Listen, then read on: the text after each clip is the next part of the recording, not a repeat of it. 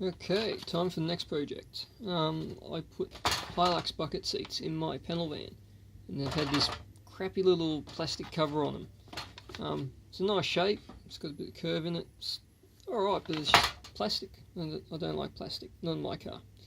So, I recently done a panel shaping course, I took this to it. We made a cardboard, or cardboard I guess, template of it, just roughed it out, done it on both sides, then transferred that to a piece of aluminium, two pieces, a left and a right hand, and started to panel beat them in with leather sandbag.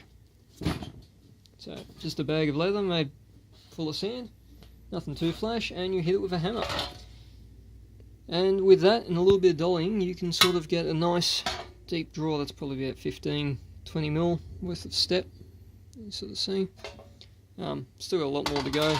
Transferred all my marks around. I've still got to do a bit of cutting and trimming, particularly up in here. This really does need a lot of trimming. But with some very, very primitive tools, you can get a reasonable result. With that, also started to make a little spoon or a slapper, just something I can work on the panels with and smooth them out once I've done all the roughing in work with the big hammer. What else did I get done today? Oh, I got this bit of LVL, sort of see it there, it's laminated something, Merbau. Had kicking around the workshop for ages. Never really had a use for it, but I thought I would turn a shaping mallet out of it. I'll have a crack at that tomorrow. I'm going to shape the two ends into rings, throw them in the little chuck down there so I can grab it from either side, turn it down to a sort of a conical shape with a rounded end, and then I can use that in the bag to finish roughing out this. Once I've finished roughing it out, then it's time for a hammer and a dolly and a slapper. So it's a nice polished face that leaves less marks, particularly important on aluminium. Steel, not so much, but still does count.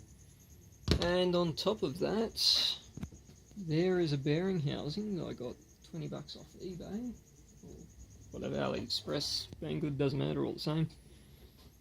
Got this little bugger out of it. It's just a bearing, but the beautiful thing about it is, if you focus, it's got just the slightest bit of curve on the top of it. So I'm going to make a miniature English wheel for sort of raising the centre of all this up. Give it the same sort of curve as the original, oops, sorry for the noise, same sort of curve the original lump of plastic had, this end up here. It's got quite a bit of crown in it.